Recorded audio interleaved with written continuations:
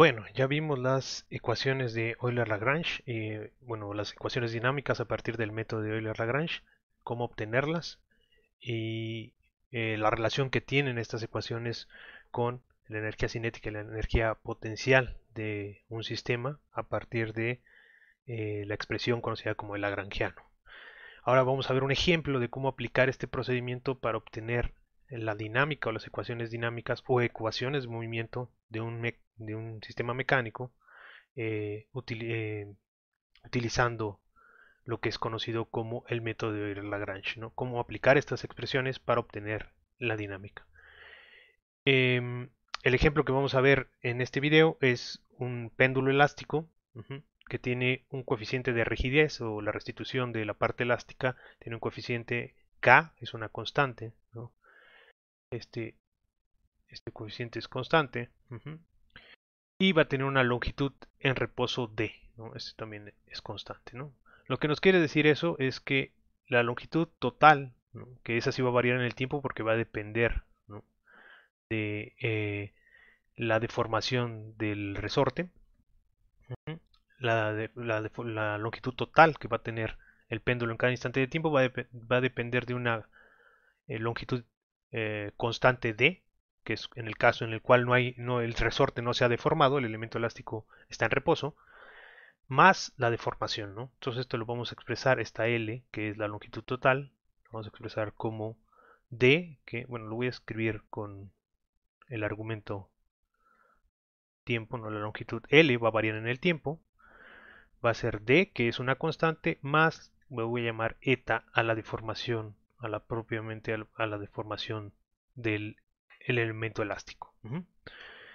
Y bueno, tiene un ángulo teta, que es el ángulo que medimos respecto a la vertical, como en el caso del péndulo normal, y ese pues obviamente también, esa también es una función que varía en el tiempo, ¿no? Que va a estar moviendo. Lo que nos piden aquí es que utilizando estos dos variables, la longitud L y el ángulo θ como coordenadas generalizadas, obtener las ecuaciones dinámicas o ecuaciones de movimiento, utilizando el método de Euler-Lagrange. Entonces, lo importante aquí es acordarnos o tener presentes que el método de Euler-Lagrange es un método energético o que nos pide estudiar la energía cinética y la energía potencial, obtener las expresiones de la energía cinética y la energía potencial eh, en función de las coordenadas generalizadas, ¿no? Construir el lagrangiano y a partir de eso utilizar las ecuaciones de Euler-Lagrange que son la derivada con respecto al tiempo del lagrangiano con respecto a la iésima velocidad generalizada menos la derivada del lagrangiano, la derivada parcial del lagrangiano con respecto a la iésima posición generalizada o coordenada generalizada. Eso en este caso va a ser igual a cero. ¿Por qué va a ser igual a cero? Porque es un sistema conservativo, no tenemos otra fuerza externa, entonces toda la información de la fuerza de gravedad y la fuerza del elástico, de la fuerza del resorte, van a estar embebidas en esta parte de aquí, ¿no? Principalmente en la parte potencial. Eh, entonces, son fuerzas conservativas, ya está toda la información en esas ecuaciones que tenemos ahí, ¿no? Para este caso, pues vamos a tener dos coordenadas generalizadas que van a ser la longitud y el ángulo. Aclaro, para este ejemplo precisamente nos piden esas coordenadas generalizadas. Podríamos tomar otras, podríamos tomar las coordenadas cartesianas que coinciden con x1, ¿no? Bueno, aquí recordemos que la masa tiene unas ciertas coordenadas x1, x2 y podríamos tomar estas coordenadas como coordenadas generalizadas también. Nada más requerimos dos en este caso. ¿Por qué requerimos dos coordenadas generalizadas? Bueno, porque para empezar es un sistema holónomo. Las restricciones que tenemos, la única restricción que tenemos es que la coordenada z o la coordenada que sale de la pantalla del monitor, que es x3, ¿no? En las coordenadas que normalmente le ponemos saldría del monitor aquí x3, pues saldría x1 va en este sentido, x2 y x3 saldría de la pantalla. x3 pues es igual a 0. Este sistema solo se mueve en el plano x1, x2. no hay otra restricción, porque nosotros podemos posicionar esta masa en cualquier punto del plano, ya sea moviendo el ángulo y luego deformando el elástico, o deformando el elástico y luego moviendo el ángulo, ¿no? Entonces tenemos la posibilidad de posicionar la masa en cualquier punto del plano x1 y x2. No hay otra restricción, esta es la única restricción y es una restricción en las posiciones, es la única restricción, entonces es una restricción holónoma. Por lo tanto, podemos calcular el número de grados de libertad, ¿no? Que es 3 veces el número de masas. ¿Cuántas masas hay? Hay una sola masa, este es el número de masas, ¿no? N es igual a 1, que es el número de masas, menos el número de restricciones, tenemos una sola restricción, ¿no? Y esto nos va a dar 3 menos 1, pues nos da 2 grados de libertad. Como es un sistema holónomo, quiere decir que inmediatamente yo puedo seleccionar dos coordenadas generalizadas. No más ni menos. Ahora, ¿cuáles son? Pues podemos elegir tenemos varias opciones de cuáles elegir, pero solamente tengo que elegir dos. Con dos es suficiente y necesito dos. Entonces son dos coordenadas forzosamente. ¿Cuáles son mis opciones? Si no me dijeran que tengo que utilizar estas dos, bueno, específicamente estas dos, podría yo elegir x1 y x2 directamente. Es otra opción. O podría elegir x1 y una de estas, o x2 y una de estas. Cualquier combinación de esas sería una buena idea. Ahora, como nos piden específicamente esas dos coordenadas, pues vamos a trabajar con esas dos coordenadas. De acuerdo, entonces voy a borrar esta parte de aquí. Ya nada más hacer un breve repaso de la información que requerimos para hacer el análisis. Entonces, ya propiamente aplicando el método de Euler-Lagrange, lo que requerimos es nuestro vector posición, nuestro vector posición de la masa, pues sería un vector que apunta del origen, el origen va a estar aquí, hacia la masa, ¿no? El vector R, ¿no? Le vamos a llamar el vector R de t, varía en el tiempo, y va a estar dado por la coordenada cartesiana x1 y la coordenada cartesiana x2. Serían estas dos. Entonces x1 pues es la longitud, ¿no? Por el seno del ángulo θ. Recordando que vamos a elegir q1 igual a L y q2 igual a θ, ¿no? Entonces nos quedaría aquí L, sería q1, nos quedaría q1 y es el seno de q2, ¿no? Ese es el componente en x. Y el componente en x, bueno, en x1, el componente en x2 pues nos daría menos q1 coseno de q2. Este es nuestro vector R, ¿no? Que apunta a lo largo del péndulo, ¿no? Este es el vector R de t. Entonces, ¿qué es lo que nos pide el método de Lagrange a partir de aquí? Bueno, eh, un camino, claro que no es el único camino, hay varias maneras o podemos cambiar el orden de algunos pasos, pero aquí no nos dicen, si no nos están dando la fuerza, por ejemplo, del resorte. Sabemos que la fuerza debido a un resorte es la constante de restitución, la constante de rigidez por la deformación, ¿no? Y la fuerza de gravedad, pues es la masa por la gravedad. Ok, pero para construir el lagrangiano, recordemos que el lagrangiano es la energía cinética de mi sistema menos la energía potencial. Entonces, ya sea que utilicemos directamente la información de las fuerzas, como son fuerzas conservativas, sabemos que tienen la siguiente forma, ¿no? Tienen F de QI, ¿no? Sería menos la derivada de la función potencial correspondiente con, eh, con respecto a la iésima coordenada generalizada. Entonces, aquí tenemos las fuerzas directamente, no tenemos la función de potencial. Vamos a hacerlo como si conociéramos la función de potencial y recuperáramos las fuerzas, ¿no? Digamos, haríamos un paso más para que esto quede claro. Vamos a hacer todo. Y voy a tratar de ir explicando cuáles son los detalles que podríamos omitir o nos podríamos saltar o podríamos directamente calcular de la información que tenemos. Pero bueno, vamos a empezar primero con la energía cinética, ¿no? El cálculo de la energía cinética. La expresión de la energía cinética nos dice que es un medio de la masa, aquí nada más hay una masa, entonces la sumatoria no va a aparecer, por la velocidad de la masa al cuadrado. Esta velocidad yo la puedo expresar en las coordenadas cartesianas o en las coordenadas generalizadas. Lo importante es que esta velocidad es lo que podemos calcular como la derivada con respecto al tiempo del vector posición de la masa. Le calculo la norma y la elevo al cuadrado. Este vector r ya está en función de mis coordenadas generalizadas. Entonces directamente si calculo esto voy a obtener una expresión. Esta expresión va a depender de q y q punto, que es lo que yo quiero. Recordemos que el objetivo es obtener el lagrangiano en función de los vectores de coordenadas generalizadas y velocidades generalizadas. Entonces vamos a hacer eso directamente. Vamos a calcular la derivada de este vector. Vamos a calcular su norma cuadrada y ese va a ser nuestro vector de nuestra expresión de la velocidad cuadrada o de la rapidez cuadrada de la masa. Entonces vamos a derivar, primer paso, vamos a derivar el vector r de posición. Entonces este es la derivada del primero, sería q1 punto por seno de q2. Esa es nuestro vector de velocidad. Esta es la derivada del vector posición, es nuestro vector velocidad. Vamos a calcular la norma cuadrada de este vector, que es el cuadrado del primer renglón más el cuadrado del segundo renglón directamente. Entonces la norma cuadrada de r punto.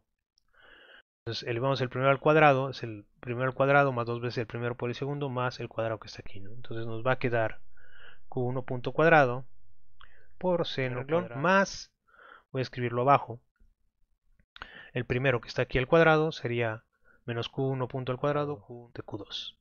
Y podemos ver que si hacemos la suma de todo esto, vamos a hacer la suma, este más este nos va a dar q1 punto cuadrado. Podemos factorizar aquí q1 punto cuadrado, aquí es cuadrado, es este que está aquí el cuadrado, es este. Entonces nos va a quedar q1 punto cuadrada por seno cuadrado más coseno cuadrado, 1. Entonces la factorización aquí, bueno, lo voy a escribir seno cuadrado, q2 más coseno cuadrado, de q2 ya sabemos que esto es 1. Este se va a cancelar con este, entonces no hay un término de aquí, y lo de acá nos va a quedar algo parecido a lo que tenemos en el primer término, ¿no? Nos va a quedar q1 cuadrado, q2 punto cuadrado por seno cuadrado de q2 más coseno cuadrado de q2. Esto pues nuevamente es 1. Entonces la expresión final nos va a quedar q1 punto al cuadrado más q1 cuadrada veces q2 punto cuadrado. Esa es la expresión de la velocidad, de la rapidez, de la rapidez al cuadrado, o la norma cuadrada del vector velocidad. Podemos percatarnos de algo. Q1 punto ya sabemos que Q1 es la longitud, ¿no? Este es L punto de t al cuadrado. Y esto que está acá sería L de t al cuadrado por teta punto de t al cuadrado, ¿no? Serían estos dos términos. Y nos podemos dar cuenta de algo interesante, ¿no? Eso no lo había comentado, no hemos visto como que un teorema que nos diga esto, pero vamos a ver que viene directamente del hecho de que son dos direcciones independientes y podemos calcular la velocidad total de la masa sumando los componentes en esas dos direcciones porque son independientes. ¿Cuáles son esas dos direcciones? Bueno, si nos fijamos, el movimiento del péndulo elástico tiene dos direcciones. Yo lo puedo separar en dos direcciones. En esta dirección es la velocidad con la cual cambia radialmente la longitud debido a la deformación eta. Entonces va a cambiar radialmente. Y vamos a tener esta otra dirección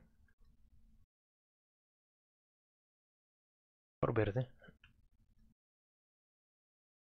que es con la que cambia perpendicular, radial, más bien, no, radialmente es esta. Esta sería tangencialmente la posición de la masa, que sería L por teta punto. Ajá. Son los dos componentes, es la suma de estos dos de estas dos direcciones me da el vector velocidad total, ¿no? El vector velocidad total, o podría ser que este sería r punto. Bueno, está aquí un poco exagerado, pero vamos a ponerlo, sería más o menos este, ¿no? R punto de t, ¿no? Son dos componentes que son linealmente independientes de ese vector de velocidad. Entonces, si yo quiero calcular la norma de ese vector velocidad, pues, o la norma cuadrada, basta con elevar al cuadrado L punto más elevar al cuadrado L por teta punto. Y eso es exactamente lo que estamos obteniendo aquí, ¿no? Exactamente esta expresión es lo que estábamos calculando, que ¿qué es esta expresión? Pues la norma cuadrada de r punto de t.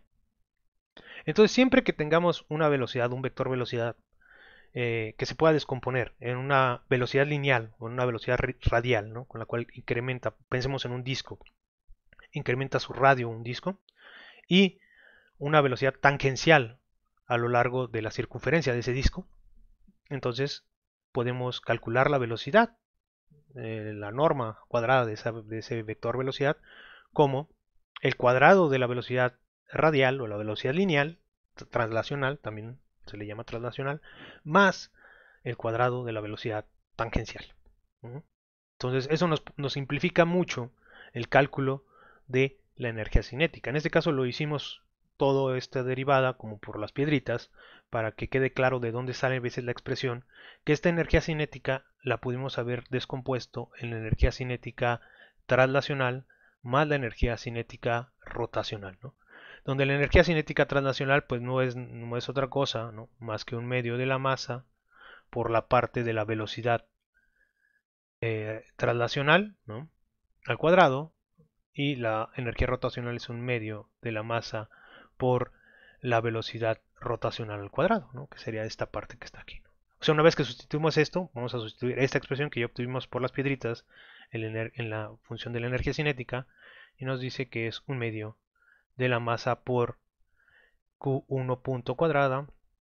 Bueno, vamos a escribirlo en las variables originales, L punto cuadrado más L cuadrado teta punto cuadrado. Y esto pues nos va a quedar exactamente un medio de la masa por L punto cuadrado más un medio de la masa por L cuadrada por teta punto cuadrada. Aclaro, aquí L es una función del tiempo, ¿no? Vamos a poner los argumentos para que nos quede claro. Entonces, esto que está aquí, todo lo que está multiplicando a la velocidad angular, es un componente que es la inercia, ¿no? Bueno, más bien sin el un medio, ¿no? Esta parte que está aquí es la inercia, ¿no? Entonces tenemos un medio de la masa por la velocidad lineal, translacional al cuadrado, más un medio de la inercia, ¿no? Que en este caso la inercia es una función del tiempo, porque L cuadrada depende del tiempo por la velocidad angular al cuadrado. Bueno, la velocidad rotacional, ¿no? Para usar la misma notación. Ok, pero lo importante es que nuestra expresión de la energía cinética, al final de cuentas, todo esto, lo que único que queríamos escribir, lo voy a escribir con rojo, es un medio de m que multiplica a q1 punto al cuadrado, ya en las variables de las coordenadas generalizadas, más q1 cuadrada por q2 punto cuadrada. Esta es la expresión de la energía cinética que yo quiero.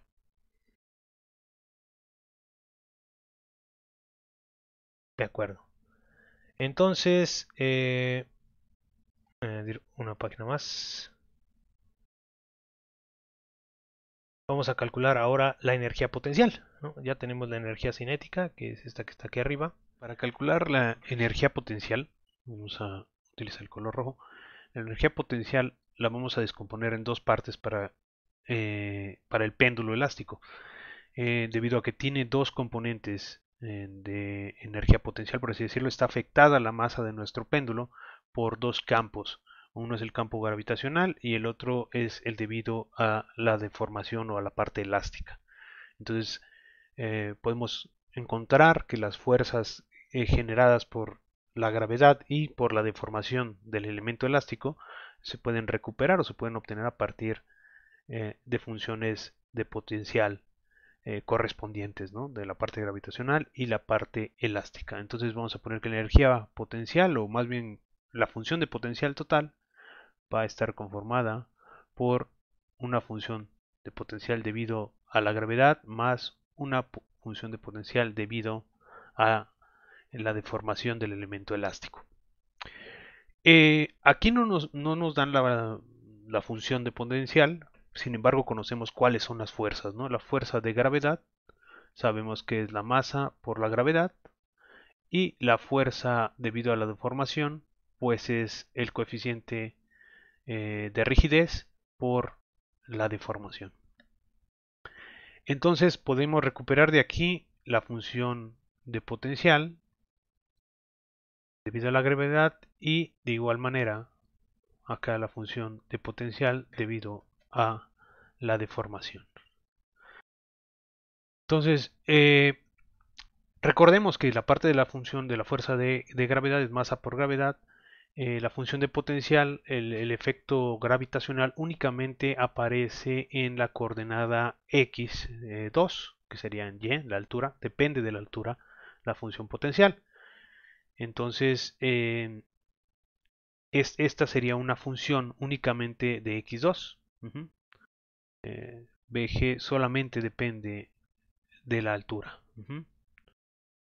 Por lo tanto, esta función pues solamente, o sea, no depende de x1, no depende de en dónde me encuentre en las coordenadas cartesianas en x1, ni depende qué tan lejos o qué tan cerca esté de la pantalla, que sería en x3, solamente depende de la posición en x2. Entonces yo integro, recordemos que la relación que hay entre la función de potencial y la fuerza es que, vamos a escribirlo aquí, ¿no? Para acordarnos nada más, que la fuerza, ¿no?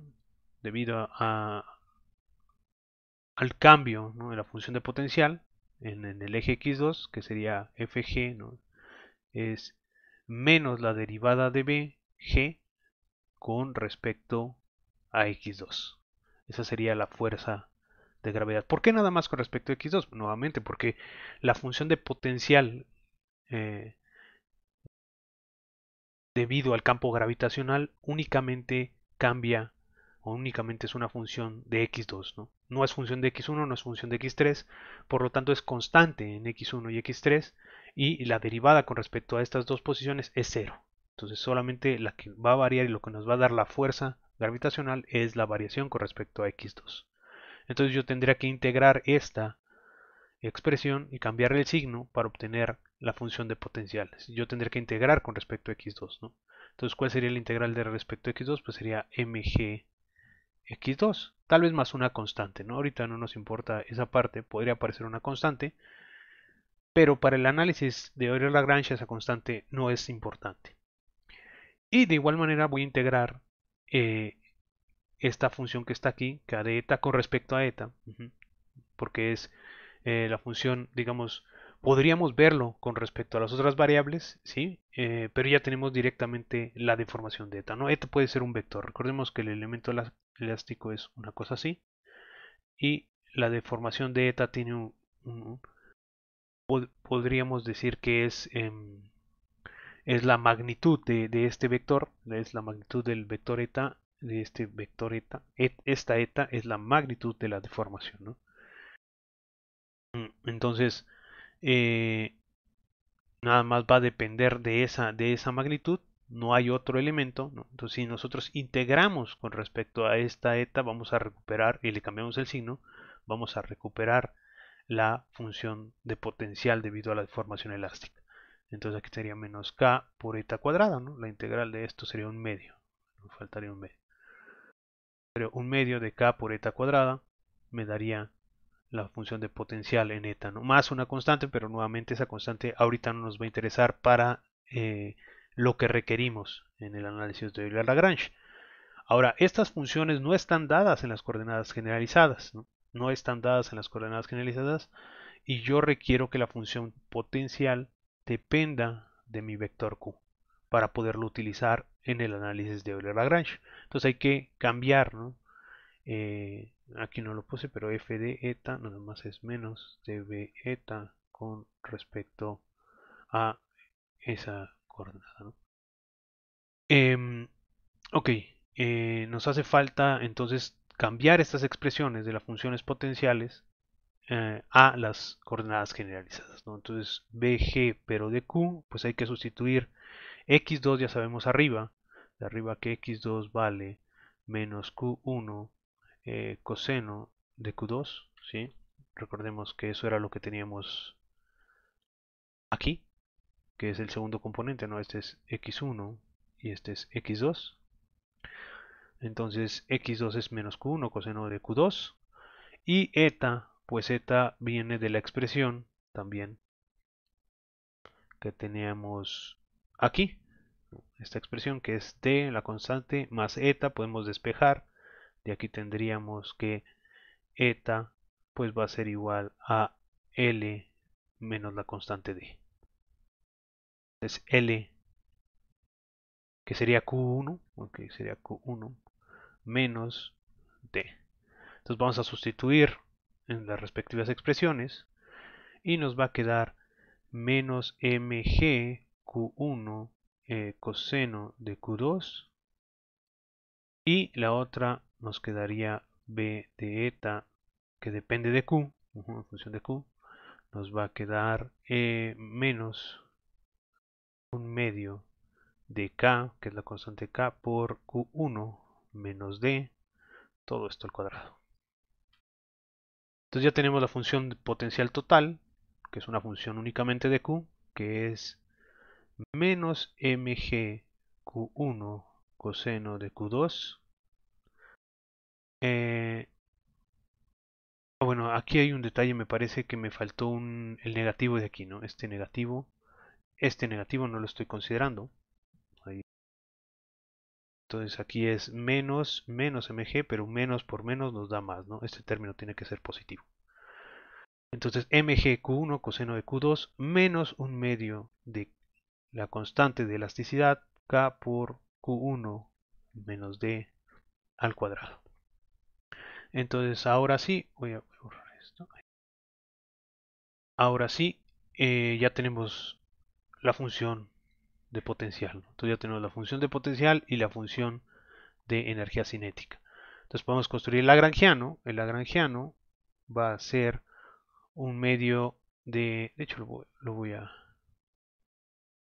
a copiar, que sea más fácil tener las dos expresiones a la mano y vamos a escribir el lagrangiano. El lagrangiano es un medio de la masa por Q1 punto al cuadrado más Q1 cuadrada por Q2 punto cuadrada menos, ¿no? Lagrangiano es energía cinética menos energía potencial, menos mgq1 coseno de q2 más un medio de k por q1 menos d al cuadrado.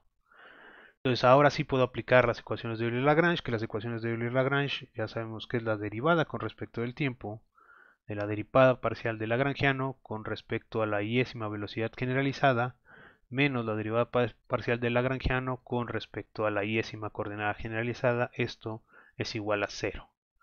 Por lo tanto, nada más es cuestión de calcular todo esto. Lo podemos ver, aquí sería para i igual a 1 y 2.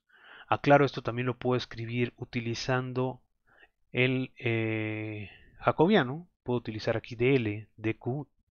Aquí es por elemento para 1 y para 2 y esto es, lo vemos como el jacobiano de L con respecto a Q punto y aquí sería el jacobiano de L con respecto a Q. Es exactamente lo mismo, nos va a dar aquí un vector y ese vector pues son las mismas ecuaciones que están acá de manera independiente. Entonces vamos a hacerlo con esta. Vamos a empezar con Q1, ¿no? Entonces vamos a calcular primero la derivada de L con respecto a Q1 punto. ¿Cuál es la derivada de L con respecto a Q1 punto? Tenemos este término, nada más, ¿no? Entonces tendríamos M por Q1 punto. El 2 baja, se cancela y es todo. Entonces ahora la derivada con respecto del tiempo de dl con respecto a Q1 punto, pues es nada más M Q1 2 puntos, ¿no? Ya tenemos Nos falta ahora la derivada de L con respecto a Q1. Este es un poquito más larga porque aparece Q1 aquí, aparece Q1 aquí y aparece Q1 aquí. Entonces la derivada con respecto a Q1 pues sería 2, Q2 punto es constante, baja el 2 y nos quedaría, el primer término sería Q1, bueno, M, ¿no? M, Q1, Q2 punto cuadrada y luego tendríamos, todo esto es constante, entonces nos quedaría menos mg coseno de Q1 y el último término bajaría el 2, se cancela y nos quedaría K por Q1 menos D. Entonces sería más K por Q1 menos D. Entonces ahora sí podemos escribir todo esto, que sería M Q1 dos puntos menos ese término que está aquí, que sería menos MQ1 Q2 punto al cuadrado menos la masa por la gravedad por coseno, bueno, sería positivo, Q1 menos K por Q1 menos D igual a 0. Y esta ya es una ecuación, es nuestra primera ecuación dinámica del péndulo elástico. Ahora vamos para, este fue Q1, vamos para Q2. Para Q2 nuevamente, ahora es la derivada de L con respecto a Q2 punto. Les van a ser un poquito más largas, me parece, porque aparece Q2, no, es directamente esta, ¿no? Entonces baja el 2 y nos queda Q1 cuadrada por Q2 punto. Entonces nos queda masa por Q1 cuadrada por Q2 punto. Pero la derivada con respecto del tiempo sí es un poco más larga porque aparece la derivada de un producto, ¿no? Entonces es la derivada del primero, baja el 2, entonces m por Q1 por la derivada de Q1, que sería Q1 punto, por el segundo, que es Q2 punto, más el primero, que es mq1 cuadrada, por Q2 dos puntos. Luego nos vamos con la derivada de L con respecto a Q2. La derivada de L con respecto a Q2, pues nada más es este término de aquí, que sería menos, por menos más mg Q1 seno de Q2, ¿no? Entonces sería mg Q1 seno de Q2. Y finalmente voy a escribirlo aquí. Nos va a quedar este término menos este término igual a 0, ¿no? Entonces nos va a quedar... podría factorizar, no voy a dejarlo sin factorizar. Entonces m Q1 punto, Q2 punto más m Q1 cuadrada, Q2 2 punto menos mg Q1 seno de Q2 igual a 0. Y esta es mi segunda ecuación dinámica. Ya tenemos las dos ecuaciones dinámicas, ya terminamos, ese era el objetivo del ejemplo,